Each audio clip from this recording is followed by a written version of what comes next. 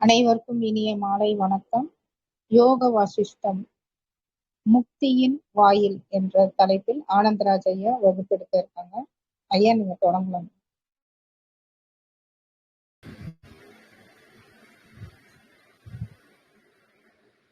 அனைவருக்கும் இனிய மாலை வணக்கம். நம்ம வசிஷ்டருடைய யோக வாசிஷ்டம் பார்த்துக்கிட்டு இருக்கோம். இது கொஞ்சம் கதை வடிவில் இருக்கும், ஒவ்வொரு சாப்டரா நகரும். நம்ம இது மற்ற நூல்கள் மாதிரி ஒரு திருக்குறள் மாதிரியோ இல்லை ஒரு அஷ்டவகர கீதை மாதிரியோ போகாது. இது ஒவ்வொரு தலைப்புல அப்படியே வசிஷ்டர் எக்ஸ்பிளைன் பண்ணிக்கிட்டே வருவார், அந்த பேட்டர்ன்ல இருக்கும். இப்ப நம்ம முக்தியின் வாயில் அப்படின்னு ஒரு பார்ட்டுக்குள்ள வரோம். முக்தியின் வாயில் அப்படின்னா என்ன அர்த்தம்னா, நம்ம ஆன்மீகத்தின் ஒரே நோக்கம் முக்தி அடைவது. அப்ப முக்தினா என்ன? மனதின் பிடியிலிருந்து வெளியே வருது. நம்ம முக்தினா வேற எதுனாலும் நினைச்சுக்க கூடாது. முக்தினா என்னவோ பல்ல வெட்டி அதுக்குள்ள போய் உட்கார்ந்துக்கிறது, இல்ல செத்து போன அப்புறம் நம்மளை எடுத்து சமாதி கட்டுறது, அப்படிலாம் இல்லை. நம்ம முக்திங்கிற சொல்லே என்னன்னா, ஃப்ரீ ஃப்ரம் மைண்ட் பாண்டேஜ், மனதின் பந்தத்திலிருந்து விடுதலை அடைவது. அதுதான் நம்ம சொல்ற முக்தி. அதனாலதான் நம்ம ஜீவன் முக்தியை சொல்றோம். இந்த உடல் வாழ்க்கையில் இருக்கும் பொழுதே மனதால் விடுபட்டு முக்தி நிலையில் நம்ம ஆன்மீக வாழ்க்கை வாழ்றோம். இதுதான் நம்ம சொல்லி கொடுக்கிற முக்தி. மற்றவங்க முக்தி நமக்கு வேண்டியதில்லை, நம்ம படிக்கிற முக்தி இதுதான். அப்போ இங்க தலைப்பு என்னன்னா, முக்தியின் வாயிலில். இப்போ ஒரு விஷயம் நடக்கணும் அப்படின்னா சில சப்போர்ட் நமக்கு வேணும். உதாரணமா நம்ம ஒரு வீடு கட்டணும்னா, அந்த வீடு கட்டுறதுக்கு பிளான் அப்ரூவ்டு வேணும், கவர்மெண்ட் பணம் கட்டணும், ஒரு இன்ஜினியர் வேணும், அந்த கட்டிடத்தை கட்டுறதுக்கு ஆளுங்க வேணும், தண்ணி வசதி வேணும், மின்சாரம் வேணும். இப்படி நிறைய விஷயங்கள் அதுக்கு தேவைப்படுது இல்லையா? அப்பதான் நமக்கு ஒரு நல்ல கட்டிடம் கட்ட முடியும். அப்போ இந்த முக்திங்கிறதும் மனதின் பிடியிலிருந்து நீங்க வெளியே வர்றதுக்கும் சில உபகரணங்கள் இருக்கு, இல்லாமலாம் இல்லை, பெரியவங்க சொல்லி வச்சிருக்காங்க. எப்படி ஒவ்வொரு நோய்க்கும் ஒவ்வொரு மருந்து அப்படிங்கிற மாதிரி, இந்த மனதின் பிடியிலிருந்து நீங்க சும்மா விட்டுருனா மனசு விடாது. சும்மா மனநாசம் நடந்துருன்னா அது நடந்துராது. ஜீபும்பான்னா ஒரு கட்டிடம் வந்துடாது. அந்த கட்டிடம் வருவதற்கு எல்லாருடைய உபகரணமும் அங்க வேலை செய்யணும், அப்பதான் ஒரு கட்டிடம் கிடைக்கும். அந்த மாதிரி இந்த மனநாசம்ங்கிற முக்தி நடக்கணும்னா சில விஷயங்கள் நமக்குள்ள வரணும் அப்படின்னு வசிஷ்டர் நமக்குள்ள ராமர் மூலமாக நமக்கு சொல்றார். இப்ப வசிஷ்டர் ராமருக்கு சொல்லல, நம்ம எல்லாருமே ராமர் தான், நம்ம எல்லாருமே ராமர்கள் தான், அந்த பிரபஞ்சம் தான் வசிஷ்டர். அப்படி இந்த உருவம் கடந்து சிந்திக்கிறதுக்கு நம்ம கத்துக்கணும். வசிஷ்டர்ங்கிறது பிரபஞ்சம் உங்ககிட்ட பேசுது, அதுதான் குரு. வசிஷ்டர் தான் குரு. நாம எல்லோரும் அவருடைய சீடர்களாக இருந்துதான் இந்த யோக வாசிஷ்டத்தை நம்ம கேட்கிறோம். இப்ப இதுல நம்ம துவார பாலகர்னு சொல்லுவோம். கோவிலுக்குள்ள போனீங்கன்னா இரண்டு பக்கமும் ஒரு பாதுகாப்பு தெய்வங்கள் சொல்லுவாங்க, துவார பாலகர்கள் அப்படின்னு. அந்த மாதிரி இந்த முக்திங்கிற விஷயம் நடக்கணும்னா இங்க 4 துவார பாலகர்களை வசிஷ்டர் சொல்றார், 4 பாதுகாவலர்கள். இப்ப இந்த 4 பேரும் இருந்தால்தான் உங்களுக்குள் மனநாசம் நடக்கும். இன்னொரு விதமா சொல்ல போனா இந்த 4 விஷயங்களும் தான் உங்கள் மனநாசத்தை நடப்பதற்கு தூண்டுகோலாகவும் உதவிகரமாகவும் இருக்கு. நான் ஒண்ணுமே செய்ய மாட்டேன், எனக்குள்ள மனநாசம் நடக்கணும் அப்படின்னா நடக்காது. நான் எந்த முயற்சியும் பண்ண மாட்டேன், எனக்கு ஒரு பில்டிங் வேணும், ஒரு வீடு வேணும்னா நடக்காது. அப்படி வசிஷ்டர் நமக்கு 4 விஷயம் சொல்றாரு. அது என்னன்னா, ஃபர்ஸ்ட் சமம்ங்கிற ஒரு விஷயம். இரண்டாவது விசாரம். இதை நம்ம விளக்கமா பார்க்கலாம். ஒரு சமம், இரண்டாவது விசாரம், மூணாவது சந்தோஷம், நாலாவது சத்சங்கம். இந்த 4 பேரும் ரொம்ப முக்கியம். இந்த 4 பேரும் நமக்கு உதவி பண்ணும் பொழுதுதான் நமக்குள் முக்திங்கிற அந்த மனதின் பிடியிலிருந்து நம்ம வெளியே வர முடியும். இல்லைன்னா சாத்தியம் இல்லை அப்படின்னு சொல்றாரு. இதுல இவர் ஒரு ஆப்ஷன் கொடுக்கிறார். இதுல ஒன்ன நீங்க பிராக்டிஸ் பண்ணிட்டாலும் இந்த 3 பின்னாடியே வரும். அவ்வளவுதான். நீங்க எல்லாத்தையும் பிடிச்சு பிராக்டிஸ் பண்ணணும்னு அவசியம் இல்லை. நம்ம தேனீக்கள் உதாரணம் சொல்றோம் இல்லையா, நீங்க ராணி தேனியை பிடிச்சிட்டா போறோம். அந்த ராணி தேனியை எங்க கொண்டு வைக்கிறீங்களோ அங்க ராஜா தேனியும் வரும், மற்ற தேனீக்களும் வரும். அந்த மாதிரி இதெல்லாம் இன்டர்லிங்க். இந்த 4 நிலைகளும் ஒண்ணுக்குள் ஒண்ணு தொடர்பு உடையது. இதுல ஒன்ன பிடிச்சிட்டீங்கன்னா செயின் மாதிரி மற்ற 3ம் உங்களுக்கு வரும். அதனால நீங்க ஆன்மீகத்துல கடைசி வரையும் போராடணுங்கிறது கிடையவே கிடையாது. ஒரு ஒரு ஒரு பப்பாளி காய் இருக்குன்னா அதுல சிகப்பு கலர் கோடு வந்துருச்சுன்னா நீங்க மரத்துல இருந்து பறிச்சிடலாம். முழுக்க பழுக்கணும்னு அவசியம் இல்லை. ஒரு சிகப்பு கலர் கோடு வந்தாலே போதும். அதை நீங்க பறிச்சு ஒரு காகிதத்திலேயோ ஒரு துணிலேயோ சுத்தி வச்சீங்கன்னா பழுத்துரும்.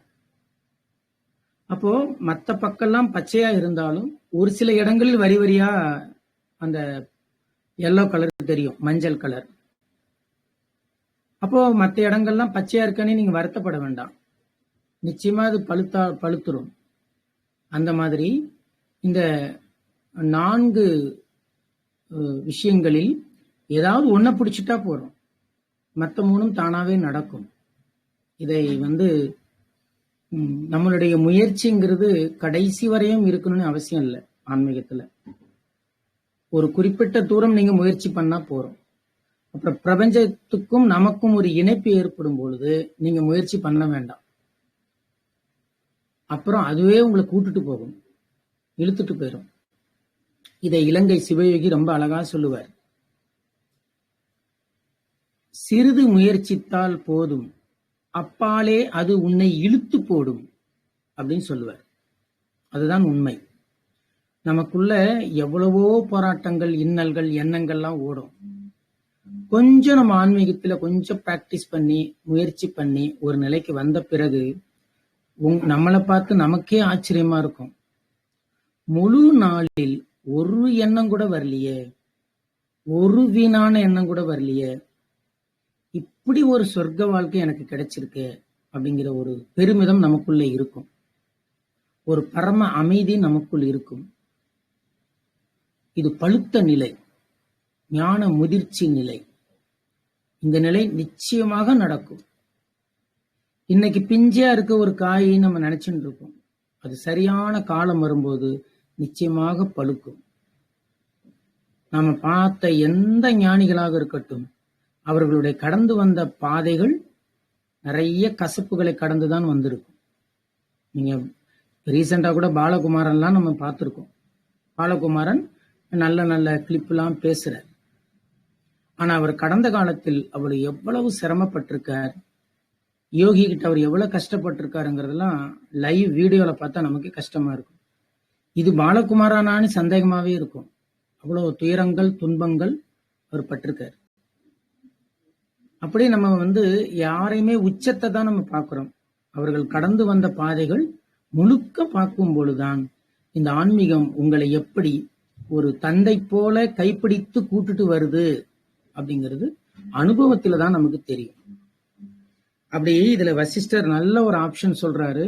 4 விஷயங்கள் இருக்கு, ஆனால் இதுல ஒன்னுத்தையாவது நீங்க முயற்சி பண்ணி பிராக்டிஸ் பண்ணா போறோம், மற்ற 3ம் உங்களுக்கு எளிமையா பின்னாடியே வந்துரும் அப்படிங்கிறார்.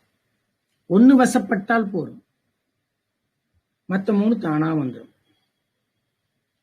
அப்போ இதுல எது உயர்ந்தது எது தாழ்ந்ததுன்னா கிடையாது. ஏன்னா 4ஐயும் நீங்க பிடிச்சு பிராக்டிஸ் பண்ண முடியாது. நம்ம இந்த கலியுக வாழ்க்கையில அது சாத்தியம் இல்லை. நம்ம ஏன் ஆன்மீகம் எளிமையா இருக்கணும்னு சொல்றோம் அப்படின்னா, ஒரு 100 ஆண்டுகளுக்கு முன்னாடி இந்த சமூக அமைப்பு வேற. இங்கிருந்த உணவு பழக்க வழக்கங்கள், சமுதாய கட்டமைப்புகள், பொழுதுபோக்கு அம்சங்கள் எல்லாமே வேற. ஆனா இன்னைக்கு நம்ம எல்லாருக்குமே தெரியும்.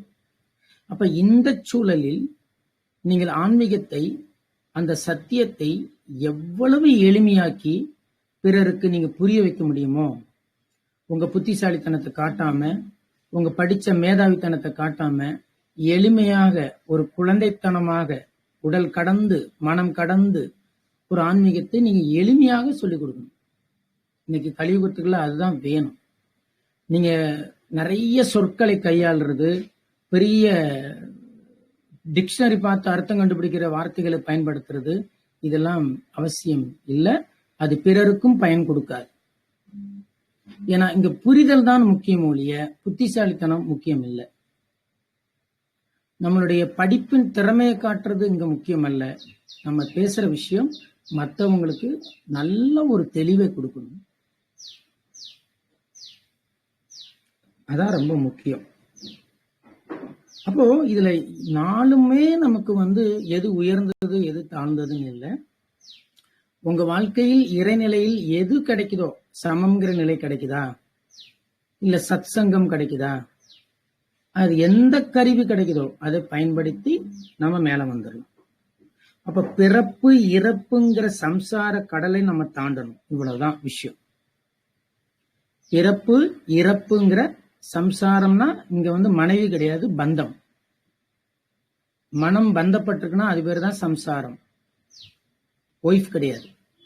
அப்ப பிறப்பு இறப்பு அப்படிங்கிற இந்த உடல் மன தோற்றத்தின் சுழற்சி, அதுதான் பிறப்பு இறப்பு. ஆன்மா கிடையாது, உடம்பு மனம் இதோடைய சுழற்சி. அந்த சம்சாரம்ங்கிற கடலை தாண்டுவதற்கு நீங்க சும்மாலாம் தாண்டிட முடியாது. நீங்க ஒரு ஆழ் கடலுக்குள்ள போய் மீன் பிடிக்கணும்னா ஒரு படகு வேணும். அப்படி இந்த பிறப்பு இறப்புங்கிற சுழற்சிங்கிற அந்த சம்சார கடலை தாண்டறதுக்கு சில கருவிகள் உபகரணங்கள் உங்களுக்கு கண்டிப்பா வேணும். அத ஒவ்வொரு மார்க்கமும் தனக்குள் வச்சிருக்கு. வசிஷ்டரும் 4 கருவிகளை நமக்கு சொல்லித்தர்றார். அப்போ இந்த 4ஐயுமே நீங்க ஒன்னையாவது நீங்க பயிற்சி பண்ணி பிராக்டிஸ் பண்ணி நீங்க அதுல இருந்து வெளியே வரலாம். ஆனா வசிஷ்டர் வான் பண்றார், நான் இது எதையுமே நான் பிடிக்க மாட்டேன், ஒண்ணுமே நான் பிராக்டிஸ் பண்ண மாட்டேன், ஆனா நான் சம்சார கடலை தாண்டணும்னா நடக்கவே நடக்காதுன்னு எச்சரிக்கிறார். கடினமாவே ஓப்பனாவே சொல்றாரு, நடக்காது. நீங்க அந்த சைக்கிள்ல இருந்து வெளியே வர்றதுக்கு நிச்சயமா கொஞ்சம் முயற்சி பண்ணணும். இது ராமகிருஷ்ண பரமஹம்சர் ரொம்ப அழகா சொல்லுவார். நீங்கள் இறைநிலையை நோக்கி 4 அடி எடுத்து வச்சீங்கன்னா இறைநிலை உங்களை நோக்கி 12 அடி எடுத்து வைக்கும் அப்படின்பார். நம்ம 1%னா இறைநிலை 3%. ஏன் இந்த கருணை இறைநிலைக்கு இருக்கு அப்படின்னா, நம்ம உடல் மன சக்கரத்தில் இருக்கிறோம், அதனால நமக்கு கொஞ்சம் தள்ளுபடி கொடுக்குது. 1% முயற்சி பண்ணா போறோம். ஏன்னா அது ஏற்கனவே பாடி மைண்டுங்கிற சைக்கிள்ல சுத்தின்னு இருக்கான் ஒரு ஜீவன். ஸோ அதுல இருந்து வரும்பொழுது இதுவே அவங்களுடைய எஃபெக்ட். நம்ம சில பேர் சொல்றோம் இல்லையா, அவன் இந்த திறமைக்கு இவ்வளவு மார்க் எடுத்ததே பெரிய விஷயங்க, இந்த திறமைக்கு இவ்வளவு பெரிய காரியத்தை பண்ணிருக்கதே பெரிய விஷயம், ஏன்னா அவனால முடியாதவன் இவ்வளவு செஞ்சிருக்கானா எவ்வளவு பெரிய விஷயம் இல்லையா அப்படின்னு சொல்றோம் இல்லையா. இதே கருணை இறைநிலைக்கு நம்ம மேலையும் இருக்கு. அத வசிஷ்டர் ரொம்ப தெளிவா சொல்லிடுற. அதனால நீங்க இந்த 4 கருவிகளையும் நீங்க பிடிச்சி இழுத்தாகணும், இல்லைன்னா நீங்க பிறவிலிருந்து தப்பிக்க முடியாது அப்படிலாம் சொல்ல. Just you select 1 out of 4. இந்த 4ல் 1 நீங்க தேர்ந்தெடுங்க. உங்களுக்கு எது பிடிச்சிருக்கோ அது நடக்கும், இல்லைன்னா கஷ்டம் அப்படின்னு சொல்ற. சோ இந்த மாதிரி வசிஷ்டர் இந்த 4 விஷயத்த சொல்றார். அது ஆதிசங்கரர், அத்வைதத்தை நிறுவிய ஆதிசங்கரர் ஒரு 3 முக்கிய விஷயங்களை சொல்றார். இறைவன் இந்த பிரபஞ்சத்தை படைத்தான், இந்த பிரபஞ்சத்தில் உள்ள அனைத்து படைப்புகளையும் இறைவன் தான் படைத்தான். ஒவ்வொரு படைப்புக்கும் ஒரு சிறப்பு அம்சத்தையும் இறைவன் கொடுத்தான். அது கொடுக்காமலாம் இல்லை. ஒவ்வொரு படைப்புக்கும் ஒவ்வொரு சிறப்பு அம்சம். மயில் அழகாக இருக்கும், ஆனால் அது சத்தத்தை யாரும் கேட்கவே முடியாது, சகிக்காது. குயில் கருப்பா இருக்கும், ஆனால் அது சத்தம், குயில் கூவும், மயில் அகவும். இப்படி ஒவ்வொரு படைப்புக்கும் ஒவ்வொரு சிறப்பம்சம் இறைநிலை நமக்கு கொடுத்திருக்கு.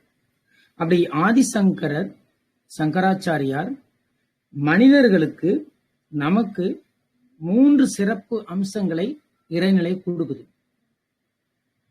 அப்ப நம்ம எப்படி அந்த சிறப்பம்சங்களை இறைநிலை கொடுக்கும் பொழுது அதை நம்ம பயன்படுத்திக்கணும்.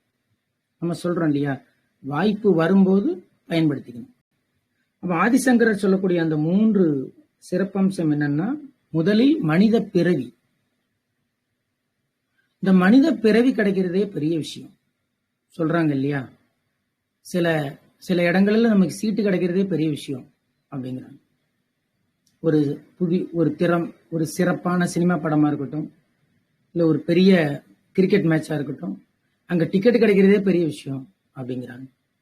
அதே மாதிரி இந்த முக்தி அப்படிங்கிற நிலைக்கு உங்களுக்கு எத்தனை கோடி படைப்புகள் இருந்தாலும் மனித உடம்புக்கு தான் அது சான்ஸ் உண்டு, எல்லாருக்கும் சான்ஸ் கிடையாது. வேற எந்த உயிரினத்திற்கும் இந்த முக்தி ஆப்ஷன் கிடையாது, மனித பிறவிக்கு தான். அதனால இறைநிலை மனித பிறவிக்குள் நம்மளை வச்சிருக்கு. இது ஒரு பெரிய கிஃப்ட். இதைதான் நம்ம பாட்டி என்ன சொல்றாங்க, அரிது அரிது மானிடராய் பிறத்தல் அரிது அப்படின்னு நம்ம ஔவையார் சொல்றாங்க. அப்போ இந்த ஆப்ஷனே பெரிய விஷயம். இந்த மனித சரீரத்துக்குள், இந்த மனித சரீரம் நமக்கு கொடுக்கப்பட்டதே மிகப்பெரிய ஆப்ஷன். சில பேர் நம்ம சொல்றீங்க, இவர் இன்னாருடைய மகன், இவர் காமராஜருடைய தாயார், அதே ஒரு பெரிய விஷயம். இவர் அப்துல் கலாம் ஐயாவுடைய நண்பர் அப்படிங்கிறது பெரிய விஷயம். அந்த மாதிரி இந்த மனித பிறவியே ஒரு பெரிய கிஃப்ட். ஏன்னா இப்படிலாம் இந்த வாய்ப்பெல்லாம் கிடையாது. அடுத்தது முமுட்சுத்துவம் அப்படின்னு ஒண்ணு இருக்கு வடமொழியில. முமுட்சுத்துவம் அதாவது முக்திக்கு தீவிரமாக முயற்சி செய்யும் ஆசை. நம்ம எதுக்கெல்லாம் ஆசைப்பட்டோம் இல்லையா, ஆனா இப்ப எதுக்கு நம்ம ட்ரை பண்றோம், அந்த மனதின் பிடியிலிருந்து விடுபடக்கூடிய முக்தி நிலை, அந்த நிலைக்கு நம்ம போகணும். மனம் அசையாத நிலைக்கு போகணும், எண்ணம் இல்லாத நிலைக்கு நம்ம போகணும். எங்கும் இரண்டற்ற இறைநிலைதான் இருக்குதுங்கிறத உணரணும். இது வேற யாரும் கிரியேட் பண்ண முடியாது. இதை நம்ம ஃப்ரெண்ட் எல்லாம் கொடுக்க முடியாது, இல்ல ஆபீஸ்ல வேலை பார்க்கறோம் கொடுக்க முடியாது. இறைநிலை தான் கொடுக்கணும். இந்த ஆப்ஷன் இறைநிலை தான் கொடுக்கணும். இன்னைக்கு 12 பேரு இந்த கணத்தில் 6 மணி 19 நிமிஷத்துக்கு இந்த விஷயம் கேட்கிறோன்னா அவன் அருளாலே அவன் தாள் பணிந்துதான், வேற யாருமே கிடையாது. அவருடைய முடிவு, அவருடைய விருப்பம். இந்த முமுட்சுத்துவம். 3வது மகா புருஷர்களுடைய தொடர்பு. இது ரொம்ப ரொம்ப முக்கியம். நீங்க மகான்களுடைய தொடர்பு தான் மிகப்பெரிய மாற்றத்தை தரும். நம்ம படிக்கக்கூடிய வேதாத்திரி மகரிஷி ஐயா, வள்ளல் பிரான், விவேகானந்தர், ரமணர், ராமகிருஷ்ணர், இதை அடுக்கிக்கிட்டே போனோம். அப்படி ஒரு மனிதர்களுடைய புருஷர்கள்னா மனிதர்கள், மகா புருஷர்கள், ஞான நிலையில் இருக்கக்கூடிய அந்த ஞானிகளுடைய தொடர்பு. இந்த 3மே ரொம்ப கிஃப்ட். குரு கிடைச்சாலே கேட் ஓப்பன் அப்படின்றது தான். ஏன்னா நீங்க மனித பிறவியை வச்சு நீங்க அது ஒரு கிஃப்ட், இறைநிலை அடையணுங்கிற ஆர்வம் ஒரு கிஃப்ட். ஆனா இந்த 2லயும் கலந்துரையாடல் நடக்காது. நீங்க ஷேர் பண்ண முடியாது, கேள்வி கேட்க முடியாது, பதில் கிடைக்காது.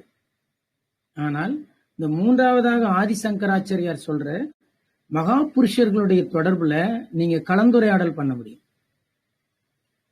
கேள்வி கேட்டு பதில் சொல்லி, இல்ல நம்ம வகுப்பு முடிஞ்ச அப்புறம் ஷேர் பண்ணிக்கலாம், இல்ல இங்க கிடைக்கிற விஷயங்களை நீங்க புரியலாம். இது மனித பிறவியில் இருக்கிறதுனால உங்களுக்கு கிடைச்சிடாது, உங்களுக்குள்ள முக்தி ஆர்வம் இருக்குங்கிறதுனால கிடைச்சிடாது. ஆனா அதுவும் ஒரு நிலையில் முக்தி நிலை, அந்த மனித உடம்பு கிடைச்சாதானே ஒரு மகா புருஷரை நீங்க பார்க்க முடியும். அதாவது அந்தந்த நிலையில் அதுக்கு ஒரு பயன்பாடு இருக்கு, நம்ம அதை மறுக்கவே முடியாது. இப்படி ஆதிசங்கராச்சாரியார் இந்த 3 நிலைகளை சிறப்பாக சொல்றார். இப்ப வசிஷ்டர்கிட்ட வருவோம். அவர் 4 சொன்னார் இல்லையா, அதை கொஞ்சம் நம்ம எக்ஸ்பிளைன் பண்ணி பார்ப்போம். சமம் ஃபர்ஸ்ட் சொன்னார். சமம் சமம்னா என்னன்னா, ஐம்புலன்களை நெகட்டிவ்ல போகாம பாசிட்டிவ்ல கொண்டு வருது சமம். இது பேர் தான் சமம்னு பேரு. ரொம்ப நெகட்டிவ் தாட்ல கொண்டு போக கூடாது. அதான் ரஜோ குணத்திலையும் தமோ குணத்திலையும் ஐம்புலன்களை விடாமல் சத்தோ குணத்திலேயே இருக்க வைக்கிறது. இது ஒரு ஆரம்ப சாதக நிலை. நீங்க சத்தோ குணத்தில் இருக்கணும் அப்படின்னா இந்த மாதிரி சத் சங்கத்தில் கலந்துகிட்டே இருக்கணும். அப்படி சத் சங்கத்தில் கலந்துக்க முடியலன்னா ஆல்ரெடி இருக்க ரெக்கார்டை போட்டு கேட்கலாம், திருப்பி திருப்பி திருப்பி கேட்கலாம். என்னன்னா, நீங்க காது வழியா கேட்பீங்க, ஆனா அது ஐம்புலனுக்குள்ளேயும் ஊடுருவோம். இது நமக்கு தெரியாது. நம்ம நினைச்சிட்டு இருக்கோம் காது வழியா கேட்கிற விஷயம் காதுக்கு மட்டும்தான். கிடையவே கிடையாது. நீங்க காது வழியா ஒரு பாட்டை நீங்க ஆழ்ந்து ஒரு ஞான பாடலை கேட்கும்போது அது மற்ற 4 புலன்களையும் தாக்கும். கண்ணுல தனியா கொட்டும், உடம்பு புல்லரிக்கும், பசிக்கவே பசிக்காது. இப்படி ஐம்புலன்களுக்குள்ள இன்டர்லிங்க் இருக்கு, ஒண்ணுக்கு ஒண்ணு தொடர்பு உண்டு. இப்ப சமம் என்பது தமோ ரஜோ குணத்திலிருந்து விடுபட்டு சத்தோ குணத்தில் சமநிலையில் நீங்க நின்றுகிட்டே இருக்கிறதுக்கு பிராக்டிஸ் பண்றது ஒன்று. 2வது என்ன சொன்னாரு? விசாரணை சொன்னாரு. விசாரம், நம்ம சொல்ற ஆத்ம விசாரம் அப்படின்னாரு. எதை நம்ம வச்சுக்கணும், எதை நம்ம வச்சக்கூடாது, விவேக அறிவு. எது அறிவு சார்ந்தது, எது அறியாமை சார்ந்தது, அதுதான் இந்த விவேக அறிவு அப்படிங்கிறது. நீங்க இந்த அறிவு அப்படிங்கும்போது படிச்ச அறிவு கிடையாது. படிச்ச அறிவு ஆன்மீகத்துல பயன்படாது. நம்ம சொல்ற அறிவு நிகழ்கண அறிவு. படிச்ச அறிவு வேற. படிச்ச அறிவு சமூக வாழ்க்கைக்குத்தான் பயன்படும். நீங்க படிச்ச அறிவை ஆன்மீகத்துக்குள்ள கொண்டே வரக்கூடாது. இது இங்க பயன்படாது. நம்ம ஒரு காலேஜில் நம்ம குழந்தைய சேர்க்கணும், இல்லை ஒரு ஆபீஸ்ல ஒர்க் பண்ணணும், அங்க படிச்ச அறிவு நூலறிவு பயன்படும். எப்படி ஒரு செக் ஃபில்அப் பண்றது, எப்படி ஒரு செல்லான் பேங்க்ல ஃபில்அப் பண்றது, எப்படி ஒரு அகாடமிக் பில்டிங்ல போய் நம்ம இன்ஃபர்மேஷன் கேட்கறது, இதுக்கெல்லாம் படிச்ச அறிவு தான் உதவும். ஆனா ஆன்மீகத்தில் நமக்கு படிச்ச அறிவு உதவாது. இங்க விவேக அறிவு, நமக்குள் வரக்கூடிய எண்ணங்களில் எதை நம்ம வச்சுக்கலாம், எதை வெளியே தள்ளிடலாம். இந்த பகுத்தறிவு நமக்குள்ள இருக்கணும். தேவையில்லாததை விளக்கணும், தேவையானதை கொள்ளணும். இது ரொம்ப முக்கியம் இல்லையா? தேவையில்லாத உங்ககிட்ட வராதுன்னு கிடையாது, கண்டிப்பா வரும். தேவையில்லாத நிகழ்வுகள் உங்களுக்குள்ள நடக்கும், நீங்களும் சந்திப்பீங்க. அது போன்ற மனிதர்களையும் பிரபஞ்சம் நம்ம கிட்ட அனுப்பும். அதை நீங்க வெளிப்புறமாவே சந்திச்சு அதை அப்படியே வெளிப்புறமாவே டீல் பண்ணிடணும். நமக்குள்ள கொண்டு போக கூடாது. நீங்க எப்படி எந்த கருத்தோ எந்த நபரோ எவ்வளவு அன்பு ரீதியாக அவங்களை பிடிக்கிறீங்களோ அந்த அளவுக்கு அவங்கள விடவும் தெரியணும். எனக்கு பிடிக்கதான் தெரியும், விட தெரியாதனாலும் தப்பு. எனக்கு விடதான் தெரியும், பிடிக்க தெரியாதனாலும் தப்பு. ரெண்டுமே மிஸ்டேக் தான். எனக்கு மனிதர்களுடைய வாடையே பிடிக்காது, எனக்கு பயம், நான் ஒதுங்கிதான் இருப்பேன், யார்கிட்டயும் பேச மாட்டேன், இதுவும் தப்பு. இது பலவீனம்தான். இது பெரிய பற்றற்ற தன்மைலாம் கிடையாது, பலவீனம். அதே மாதிரி நான் வந்து அம்மா இல்லாம இருக்க மாட்டேன், இவரு கூட இல்லைன்னா நான் இது சாப்பிட மாட்டேன், இவங்க இல்லைன்னா தூங்க மாட்டேன், இதுவும் அன்பு கிடையாது, பலவீனம் தான். அப்ப இதுக்கு நடுநிலைன்னு ஒண்ணு இருக்கு. எல்லாத்துலயுமே ஒரு நடுநிலை இருக்கு. ஒருவர் இருந்தாலும் சரி, ஓகே, மகிழ்ச்சி, சமமா இருப்பேன். அவர் இல்ல, ஒரு வேலை விஷயமா வெளியே போயிட்டாருனாலும் அதே சமநிலையில் நான் இருப்பேன். இது பாருங்க, இது இன்னொரு பில்லர். இரண்டாவது. மூணாவது சந்தோஷம். மூணாவதா சொன்னார். சந்தோஷம்னா நம்ம சொல்ற சந்தோஷம் கிடையாது. நம்ம என்ன சொல்லுவோம்னா, சந்தோஷம்னா நமக்கு யாராவது ஒரு பணம் கொடுத்தாங்கன்னா நமக்கு சந்தோஷம், ஒரு பொருள் கொடுத்தா நமக்கு சந்தோஷம், இல்ல நம்மளை பாராட்டினாங்கன்னா சந்தோஷம். இது வேற. இது மனதிலிருந்து வரக்கூடிய சந்தோஷம். ஆனா வசிஷ்ட முனி இந்த சந்தோஷத்தை சொல்லல. வசிஷ்டர் என்ன சொல்றாருன்னா, சஞ்சலம் இல்லாத மனம், அது பேர் தான் சந்தோஷம். மனதில் சஞ்சலமே இல்லை. எந்த மனிதர்களாக இருக்கட்டும், அவர்கள் எப்பேற்பட்ட மனிதர்களாக இருக்கட்டும், அவர்களோடு நம்ம சந்திக்கிறோம், பேசுறோம், மறந்துடுறோம், அவ்வளவுதான். வேறு வழியே இல்லை. ஒரு குரு ஒரு சீடனை சந்திச்சார். குரு சீடன்னா நம்ம சும்மா பேச்சுக்கு சொல்றோம். அந்த சீடன் சொன்னான், எனக்கு வாழ பிடிக்கவில்லை, நான் இறந்து போகதான் நான் விரும்புகிறேன் அப்படின்னு. குரு போயிட்டார். சரிப்பா, நான் போயிட்டு வரேன் அப்படின்னு போயிட்டார். அப்புறம் ஒரு 3 மாசம் கழிச்சு குரு வந்தார். என்னப்பா எப்படி இருக்கிற? நான் நிறைய இடங்களுக்கு போனேன், அங்க போனேன், தீர்த்தந்தலம் போனேன், இப்படி ஒரு பெரிய சாமியாரை பார்த்தேன், அப்படி ஒரு சாமியாரெல்லாம் பார்த்தேன். சரிப்பா, ரைட்டு, இப்ப என்ன சொல்ற? எனக்கு வாழ பிடிக்கல, நான் இறந்து போக தான் விரும்புறேன். சரி அப்படின்னு போயிட்டார். இன்னும் 3 மாசம் கழிச்சு வந்தார். இதே கதை தான். அப்ப அந்த குரு போனாரு, சொன்னாரு, ஒருபோதும் உன் மனதின் பிடியிலிருந்து நீ வெளியே வர முடியாது. இதுக்கு மேல நான் உன்னை வந்து அணுகிறதும் தப்பு. ஏன்னா நீ அந்த இடத்துலயே தான் நிப்ப, ஒரு அடி கூட எடுத்து வைக்க மாட்ட. அதனால் என்னுடைய போதனை எல்லாம் உனக்கு வேதனை அப்படின்ட்டு போயிடுவார். அப்போ இந்த விசாரணைங்கிறது பிரிச்சு பாக்குறது. நம்ம சொல்றோம், ஒருத்தவங்க சொல்றாங்க, எனக்கு ரொம்ப எண்ணங்களால தொந்தரவு இருக்கு. அப்போ ஒருத்தர் உங்களுக்கு ஒரு ஐடியா கொடுக்குறாரு, இப்படி எண்ணங்களால உங்களுக்கு தொந்தரவா இருக்கா, நீங்க நிகழ்கணத்துல கொஞ்சம் ஊன்றி இருக்க பாருங்கம்மா, ரொம்ப சிந்திக்காதீங்க, எல்லா சூழலுக்கெல்லாம் நீங்க வசியப்பட்டுறாதீங்க, நீங்க செய்யக்கூடிய செயலை மிக கவனமாக நிகழ்கணத்தில் செய்யுங்க, நிறைய ஞானங்களை கேட்டுக்கிட்டே வாங்க, உங்கள் மனம் விரிவடையும். அப்படி சொல்லும்போது நீங்க உங்களுடைய அந்த ஆன்மீக முன்னேற்றத்திற்கு இதெல்லாம் உதவிகரமாக இருக்கும். இல்ல நான் ஒண்ணுமே செய்ய மாட்டேன், ஆனா எனக்கு எல்லாம் சரியாகணும் அப்படின்னா அது நடக்காது. அதே மாதிரி இங்க சந்தோஷம்ங்கிறதும் இன்னொன்னு. சஞ்சலம் இல்லாமல் இருக்கணும். அவரவர் தத்தமது தர்மத்தை கடைபிடிக்கணும். உங்களுக்கு என்ன லைஃப் கொடுத்துருக்கு, அவ்வளவுதான். மாசம் 10,000 ரூபாய் சம்பளம், அவ்வளவுதான், அதுக்குள்ளதான் எல்லாம். மாசம் 50,000 சம்பளம், அதுக்குள்ளதான் எல்லாம். மாசம் 1,00,000 சம்பளம், அதுக்குள்ளதான் எல்லாம். இங்க கம்பேரிசனே வரக்கூடாது. தத்தமது தர்மம் அப்படிங்கிறாரு வசிஷ்டர். உங்களுக்குன்னு ஒரு தர்மம் கொடுக்கப்பட்டிருக்கு. சமூக நீதி அநீதி எல்லாம் சொல்லலைங்க. உங்களுக்குன்னு என்ன உணவு கொடுக்கிறது, என்ன உடை கொடுத்திருக்கு, என்ன வாழ்க்கை முறை இறை கொடுத்திருக்கு, அதோடு நீங்கள் நிறைவடைவது, இதுதான் ரொம்ப முக்கியம்.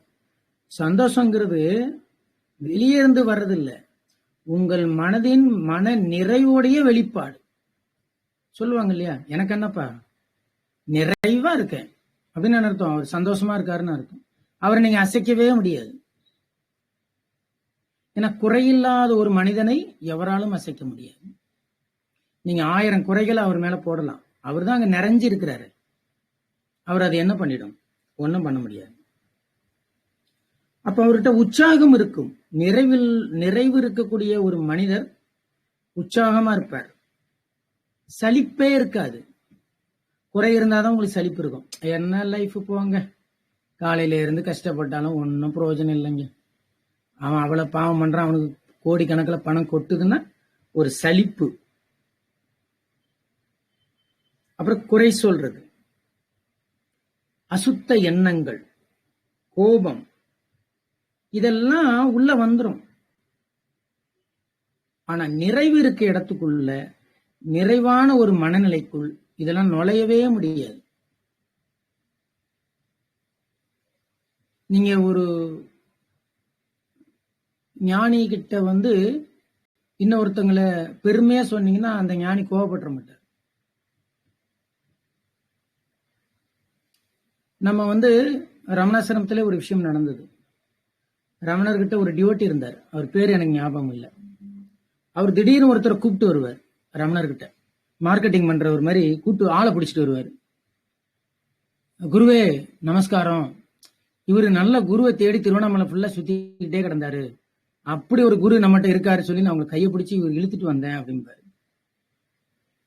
ஆமா நீ பெரிய குரு தான் அப்படின்னு திட்டி விட்டுருவாரு ரமண மகரிஷி.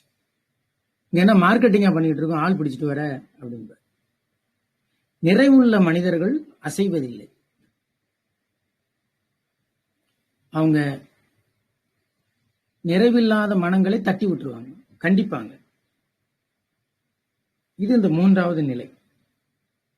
அப்போ ஆன்மீக வாழ்க்கைக்கு மனநிறைவு ரொம்ப முக்கியம். மனநிறைவு இல்லாதவர்கள் இன்னொருத்தங்களை கம்பேர் பண்ணிக்கிட்டே தான் இருப்பாங்க. அவங்க வாயில போதுங்கிறதே வராது. எந்த உணவா இருக்கும் சாப்பிடுவாங்க, அன்னைக்கு மாதிரி இல்லைங்க, அப்படி ஒன்றும் திருப்தி இல்லைங்க அப்படின்ட்டுருவாங்க. லைஃப் எப்படி இருக்கு? என்னங்க லைஃப், ஏதோ போகுதுங்க அப்படிம்பாங்க. வருமானம் எப்படி? என்னென்னவோ எப்படி எப்படியோ எப்படி எப்படியோ வாழ்றான், நமக்கு அந்த அளவுக்கு எவனும் பணம் கொடுக்க மாட்டேங்கிறாங்க அப்படி. எங்கேயுமே நிறைவு இருக்காது. ஒரு பள்ளம் இருந்துகிட்டே இருக்கும். அதுதான் இந்த சந்தோஷம்ங்கிற ஒரு டூல். 4வது மிகப்பெரிய விஷயம் சத்சங்கம். ஒரு ஆத்ம சாதகனுக்கு தவிர்க்க முடியாத ஒரு பில்லர். இந்த ஒண்ணு இருந்தா போதும். சத்சங்கத்தை பிடிச்சுக்கிட்டீங்கன்னா அதை விட ஒரு சப்போர்ட் எதுவுமே கிடையாது. ஏன்னா சத்சங்கம்னா என்ன? சங்கம்னா உறவு, தொடர்பு, ரிலேஷன்ஷிப். சத்துனா ட்ரூத்ஃபுல், ஒரு மெய் தொடர்பு. உண்மைன்னு கூட சொல்லக்கூடாது, மெய் தொடர்பு, மெய்யியலர்களுடைய தொடர்பு. இது ஏன் இவ்வளவு பெரிய மாற்றத்தை தருதுன்னா அதை நம்ம புரிஞ்சுக்கணும். சத்சங்கத்தை நல்லா புரிஞ்சுக்கணும். இதுல ஏன் இவ்வளவு பவருங்கிறாங்க எல்லாரும்? எல்லா மகன்களும் இந்த சத்சங்கத்தை வலியுறுத்துவாங்க, இந்த 4வது பில்லர். ஏன் அப்படின்னா இந்த சத்திய தொடர்பில் சமூக நிலைகள் உள்ள வராது. நீங்க ஒரு சத்சங்கம் விஷயத்துல ஆன்மீகத்தை தவிர்த்து வேற விஷயங்களை பேசவே கூடாது. அதான் ரூலு. அது பேர் தான் சத்சங்கம். நீங்க ஒரு தூய்மையான ஆன்மீக ஸ்தலங்களுக்கு எல்லாம் போனீங்கன்னா அங்க ஒரு சின்ன போர்டு வச்சிருப்பாங்க. ஆசிரமங்களுக்குள்ள ஒரு சின்ன போர்டு வச்சிருப்பாங்க. அது என்னன்னா, இங்கே வரும் அன்பர்கள் ஆன்மீகத்தை தவிர வேறு விஷயங்கள் பேசக்கூடாது. 1. 2வது, ஆசிரம நடவடிக்கைகளை தவிர்த்து உங்களுக்குள் எந்த பரிவர்த்தனையும் செய்யக்கூடாது அப்படின்னு போட்டிருப்பாங்க. இது 2ம் இல்லாத இடம்தான் சத்சங்கம். அங்க போய் உட்கார்ந்துக்கிட்டு நீங்க என்ன தொழில் பண்றீங்க, உங்க வருமானம் என்ன, சரி ஆசிரமத்தை விட்டு போன அப்புறம் நம்ம பிசினஸ் ஸ்டார்ட் பண்ணலாம், இதெல்லாம் நீங்க அங்க உட்கார்ந்து பேசுனீங்கன்னா அது சத்சங்கமே கிடையாது, அது அசத் சங்கம். அங்க ஒன்னும் பிரயோஜனம் இல்லை. இதை விட நம்ம வீட்டிலே இருந்துட்டு போயிடலாம். அதனால சத்சங்கம்ங்கிறது மீனிங்கை நம்ம நல்லா புரிஞ்சுக்கணும். நீங்க மைக் ஆன் பண்ணீங்கன்னா ஆன்மீகம் தான் பேசணும். அதுதான் சத் சங்கம். நம்ம புரிஞ்சுக்கணும், நம்ம எந்த சங்கத்துல போறோம், எந்தெந்த சங்கத்துல இருக்கிறோம் அப்படிங்கிறது ரொம்ப முக்கியம். ஏன்னா இந்த மண்ணில் கலந்த பொன்னை பிரித்து எடுக்கிறது மாதிரி தான் இந்த மனசை பக்குவப்படுத்துறது. இந்த மண்ணுக்குள் சில பொன் தங்க துகள்கள் கலந்து இருக்கும். அதை பிரிக்கிறது எவ்வளவு கஷ்டமோ அப்படி இந்த வாசனைகளை நம்மளை விட்டு பிரிக்கிறது ரொம்ப கஷ்டம். அதுக்கு இந்த சத் சங்கம் ரொம்ப ஃபோர்ஸ்ஃபுல்லான ஒரு எனர்ஜி. ஆனா இதை நீங்க விளையாட்டுத்தனமா பண்ணீங்கன்னா மண்ணையும் பொன்னையும் பிரிக்கவே முடியாது. அது சாத்தியம் கிடையாது. சத் சங்கம்ங்கிறது ரொம்ப முக்கியம். நம்ம ஒரு உறுதி நிலையில் இருக்கணும். ஆன்ம நிலையை தவிர்த்து வேற விஷயங்கள் பேசுவதில்லை. எங்க சத் சங்கம் நடக்கிற இடத்துல, வீட்டுல பேசுறது வேற விஷயம். ஆனால் இந்த சத் சங்கத்துக்குள்ளேயே நீங்க பழகிட்டீங்கன்னா ரொம்ப நல்லா இருக்கும். அதற்கென்று இடம் பொருள் அதெல்லாம் ஒண்ணும் கிடையாது.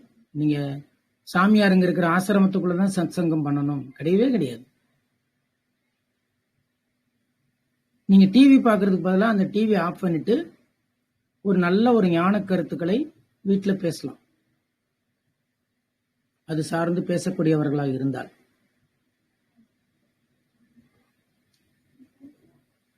அது மாதிரி யாராக இருக்கட்டும், நண்பர்களோட நீங்க பீச்சுக்கு போனாலும் சரி, எங்க போனாலும் சரி, நீங்கள் ஆன்மீக சார்ந்த கருத்துக்களை கலந்துரையாடல் செய்யலாம். இப்படி எல்லா விதங்களிலும் உங்கள் சங்கத்தை, உங்கள் தொடர்பை ஆன்மீக மயமாக மாற்றுவது மிகவும் சிறப்பு. இந்த எல்லா பக்கமும் நீங்க இந்த ஆன்மீகத்தை பரப்பிட்டீங்கன்னா அதுக்குள் இருக்கக்கூடிய நம்ம மனமும் பூவோட சேர்ந்தா நாரும் மணக்குங்கிற மாதிரி நிச்சயமாக அந்த வாசனை மாறிவிடும்.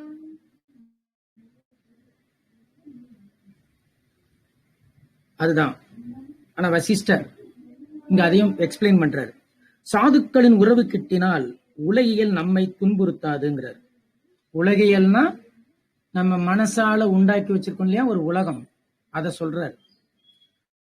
சாதுக்கள், இந்த சத்தியமானவர்களுடைய தொடர்பு, சாதுக்களுடைய உறவு உங்களுக்கு கிடைச்சிருச்சுன்னா இந்த உலகம் உங்களை துன்புறுத்த முடியாது. ஏன்னா உலகம்ங்கிறது மனவயப்பட்டது. சாதுக்கள் உங்களுக்குள் மனநாசத்தை நடத்திடுவாங்க. அப்புறம் இந்த உலகத்தில் நீங்கள் இருந்தாலும் அதிலிருந்து உங்களுக்கு எந்த துன்பமும் இன்பமும் வராது. மனோவிகாரங்கள் நம்மை மயக்கா அப்படிங்கிற, மனதில் இருக்கக்கூடிய விகாரங்கள், அசுத்த எண்ணங்கள் உங்களை மயக்காது. நீங்க ரோட்ல நடந்து போயிட்டே இருப்பீங்க, ஒரு சினிமா தியேட்டர் பார்ப்பீங்க, அதுல ஒரு ஆங்கில படம் போட்டிருப்பான், அது ஒரு நல்ல படம் கிடையாது, ஆனால் அந்த படத்தோட போஸ்டர் வெளியே இருக்கும், அது உங்களை இழுக்காது. நீங்க பாட்டுக்கு ஒரு பேப்பர் மாதிரி பார்த்துட்டு போவீங்க. இதுதான் அது. மனோவிகாரங்கள் நம்மை மயக்கா. அப்போ ஒரு பெண்ணாக இருந்தால் ஆண் ஈர்ப்போ, ஆணாக இருந்தால் பெண் ஈர்ப்போ மயங்காது, மயக்காது. புலன் மூலமாக நம்ம மயங்குவதிலிருந்து விலகி நமக்குள் ஒரு தெளிவை உண்டாக்கி, முக்தி அப்படின்னா என்ன, இந்த பிறவினா என்ன, இந்த விஷயத்தில் எல்லாம் நம்மளை உணர்த்திடும். இது ரொம்ப முக்கியம். அப்படி ஒரு சத்திய உறவு இல்லைன்னா சத்திய நூல்களை படிக்கிற பழக்கம் இருக்கணும். கண்ட புக்கை படிக்க கூடாது, சத்திய நூல்களாக இருக்கணும். அந்த 3 விஷயம் திருக்குறள் அப்படியே சொல்றாரு வசிஷ்டர். சாத்திரங்களை கசடர பயிலல். நீங்க ஒரு ஞானத்தை தப்பு இல்லாம புரிஞ்சுக்கணும், தப்பு தப்பா புரிஞ்சுக்க கூடாது. அப்படி படிச்சதை பிராக்டிஸ் பண்ணி உணரணும். அது ஏட்டு சொரக்காம இருக்கக்கூடாது, நடைமுறைப்படுத்தணும். கற்க கசடர கற்றப்பின் நிற்க அதற்கு தக, வள்ளுவர் சொல்றாரு இல்லையா. கற்க கசடர, படி, தப்பு இல்லாம படி.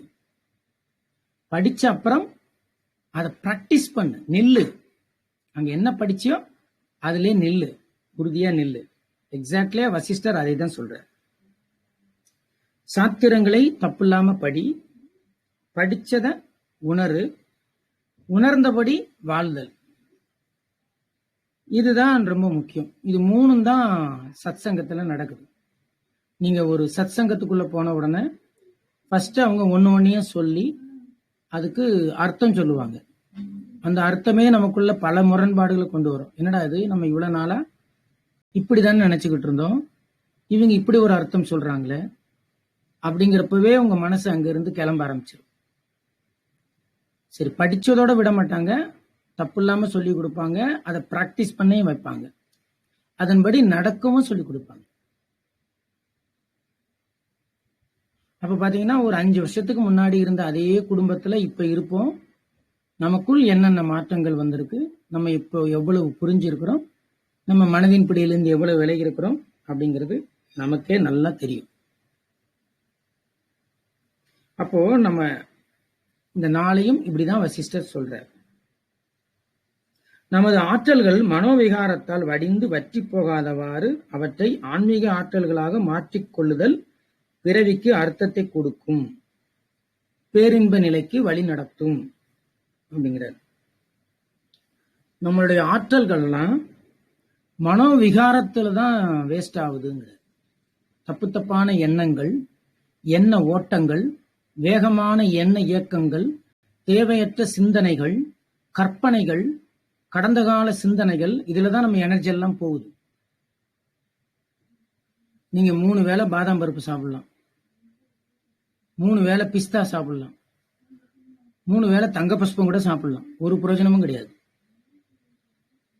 மனம் பலவீனமா இருந்தா எல்லா ஆற்றலும் மனம் வழியாக போயிடும்.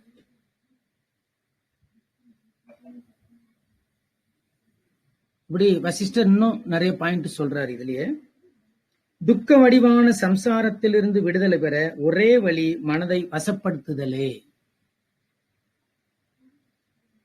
சம்சாரத்துடைய ரிசல்ட் என்ன? துக்கம். எனக்கு மனைவி சரியில்லை, துக்கம். குழந்தைங்க சரியில்லை, துக்கம். வேலை சரியில்லை, துக்கம். சொந்த பந்தம் சரியில்லை, துக்கம். ஆனா இந்த துக்கத்துக்கு நீங்க சொன்ன காரணம்லாம் காரணம் கிடையாது. அதுக்கு ஒரே காரணம் மனம்தான். மனசைதான் நீங்க வசப்படுத்தணுங்கிறார்.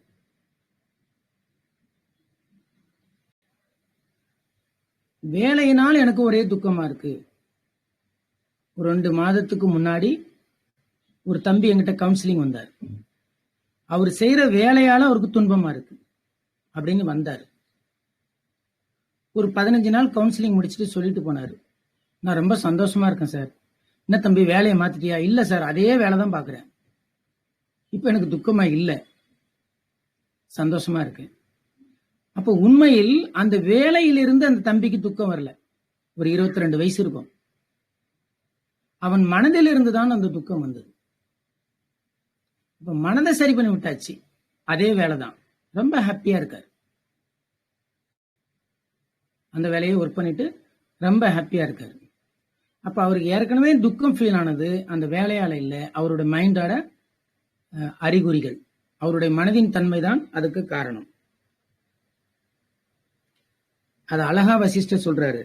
அனைத்து சுக துக்கங்களுக்கும் மனமே காரணம். முடிச்சிட்டார். அனைத்து சுக துக்கங்களுக்கும் மனமே காரணம். இதெல்லாம் எக்ஸாக்டா நான் புக்கில் உள்ளதை அப்படியே படிக்கிறேன். ஏன்னா நானா சொல்றத நினைக்க கூடாது இல்லையா, அதனால யோக வசிஷ்டம் புக்கை அப்படியே படிக்கிறேன். அனைத்து சுக துக்கங்களுக்கும் மனமே காரணம்.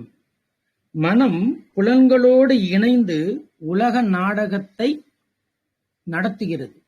என்ன பண்ணுதா? மனம் ஃபர்ஸ்ட் மனம் தான் சொல்றாரு. 5 புலன்களோடு இணைந்து வேஷம் போட்டு இந்த உலக நாடகத்தை நடத்துது. இந்த உலகம்னாலே மனதின் படைப்பு தான். உலக நாடகம்ங்கிறது மனசுக்குரியது, பிரபஞ்சத்துக்குரிய கிடையாது. அதான் சொல்றாரு பாருங்க, தானே உண்டாக்கிய உலகத்தில், எப்படி அவர் சொல்லை பயன்படுத்துறார் வசிஷ்டர், தானே உண்டாக்கிய உலகத்தில் தானே பாத்திரத்தாரியாகவும் இருந்து ஜீவனை அலக்களிக்கிறது. இந்த உலகத்தை யாரு உண்டாக்குனாங்களா?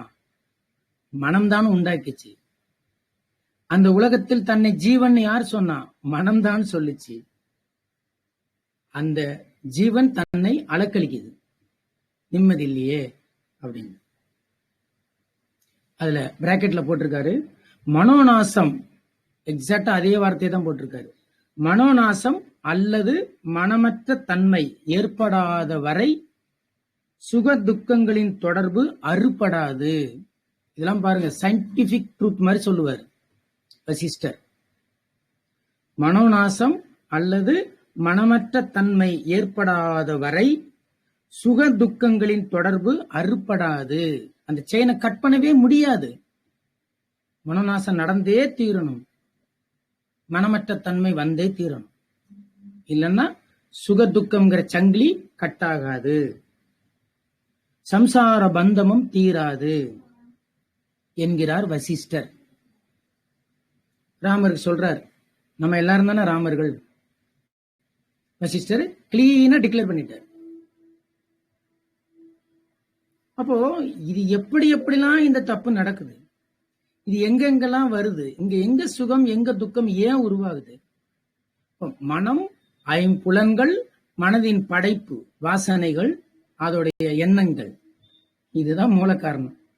என் மகன்கிட்ட இருந்து என்கிட்ட துன்பம் வரல, என் மனதிலிருந்து தான் துன்பம் வருது. என் கணவனோ மனைவியோ துன்பத்துக்கு காரணம் அல்ல, என் மனம்தான் துன்பத்துக்கும் இன்பத்துக்கும் காரணம். இவ்வளவு பெரிய உச்சம். இந்த உச்சத்தை நாம் புரிஞ்சுக்கணும். அப்பதான் மனம் விரிவடையும். இதோட விட்டுற மாட்டாரு, தொடர்ந்து ஆழமா போவார், இதிலேதான் போவார். மனம் புலன்களோடு இணைந்து உண்டாக்கும் சுவை, ஒளி, ஊறு, ஓசை, நாற்றம், இந்த விஷயங்கள் ஆழ்மனதை பதிவுகளாக்கி வாசனைகள் என்ற நுட்ப உணர்வுகளை தேக்கி வைக்குது. வாசனை எப்படி கிரியேட் ஆகுதுன்னு கண்டுபிடிக்கிறார். மனம்தான் ஐம்புலன்களோடு சேர்ந்து ருசி, கண்ணு பார்க்கறது, தோல்ல ஊறுற சவுண்டு ஊறுதல், காதுல ஓசை, மூக்குல நாற்றம் அதாவது வாசனை, இப்படி நிறைய விஷயங்கள், விஷய ஞானத்தை உண்டாக்கி அது எண்ணங்களாக்கி உள்ள பதிவுகளாக்கி அந்த பதிவுகளிலேயே உங்களை சொல்லல விட்டு அது வாசனையாகும். வாசனைக்கும் பதிவுகளுக்கும் என்ன வித்தியாசம்னா, புலன்களிலிருந்து வந்த உடனே அது பேர் வாசனை பதிவுகள். அந்த பதிவு தொடர்ந்து உறுதியாயிடுச்சுன்னா அது பேர் வாசனை. நீங்க நம்ம திராட்சை இருக்கு இல்லையா, நீங்க இந்த திராட்சை பழத்தை கொஞ்சம் உடனே நீங்க 1 கிலோ திராட்சை, பன்னீர் திராட்சை சாப்பிட்டீங்கன்னா லைட்டா லேசா தலை சுத்துற மாதிரி இருக்கும். என்னை வேற மாதிரி வச்சிடாதீங்க, ஒரு உதாரணத்துக்கு சொல்றேன். ஆனா அதே பன்னீர் திராட்சைய புளிக்க வச்சு ஊற வச்சு வடிகட்டி சாப்பிட்டீங்கன்னா ரொம்ப இதுவாக இருக்கும். அந்த மாதிரி மனம் ஐம்புலன்கள் மூலமாக வரக்கூடிய முதல்ல ஃபர்ஸ்ட் ஸ்டெப் வருது இல்லையா, அது பேரு பதிவுகள், விஷய ஞானம்னு சொல்லுவோம். அதே ரொம்ப பதிஞ்சிருச்சுன்னா, ரொம்ப ஊறி போச்சுன்னா அது பேரு வாசனை. நீங்க பதிவுகள்ல இருந்து எளிமையா வெளியே வர முடியும், ஆனா வாசனையிலிருந்து அவளை சீக்கிரம் வரவே முடியாது. அது விடாது உங்களை. நீங்க இந்த சமூக விரோத செயல்கள் இருக்கு இல்லையா, சும்மா ஒரு வைக்கோல் துண்டை வாயில வச்சுக்கிட்டு சும்மா லைட்டா தீப்பெட்டியை பொருத்தி வச்சு விளையாடுவான் ஒரு பையன். அது ஒரு பதிவாக உள்ள போகும். அது கடைசியில ஒரு நாளைக்கு 10 பாக்கெட் சிகரெட் பிடிக்கிற அளவு கொண்டு விட்டுரும். அதுதான் வாசனை. அந்த வாசனையாக மாறிய பிறகு அவன் சொல்லுவான், என்னால அதை விட முடியலம்பான். இதான் வாசனையின் மிகப்பெரிய பவர். நீங்க வெறும் குச்சியை வச்சு தீ பத்தும் போது ஈஸியா தூக்கி போட்டு போயிடலாம், இதெல்லாம் தேவையில்லாத பழக்கம், நமக்கு வேண்டாம் அப்படின்னு விட்டுறலாம். ஆனால் அந்த பதிவுகளையே நீங்க சுவைக்க ஆரம்பிச்சீங்கன்னா அது வாசனைகளா மாறிடும். வாசனைகள்ல இருந்து நீங்க மீண்டு வர்றது ரொம்ப கஷ்டம். அது எந்த செயலாக இருக்கட்டும், நீங்க சூதாக இருக்கட்டும், இல்ல மோகமாக இருக்கட்டும், இல்ல சொத்து சேர்க்கறதுலையா இருக்கட்டும், இல்ல பிறருடைய மனதை துன்புறுத்துவதாக இருக்கட்டும், அது உங்களுக்குள் வாசனையாக மாறிவிட்டால் அதிலிருந்து மீண்டு வருவது ரொம்ப கஷ்டம். சிலருக்கு இந்த வாசனை கூட இருக்கும், மற்றவங்களை பத்தி பேசிக்கிட்டே இருக்கிறது, அது ஒரு வாசனை. அவங்களால இருக்கவே முடியாது மற்றவங்களை பத்தி பேசாம. இன்னொன்னு கூடுதலாக பேசுவது, இருக்கிற விஷயத்த கொஞ்சம் கூடுதலாக்கி கொஞ்சம் கலந்து பேசுறது, இது ஒரு வாசனை.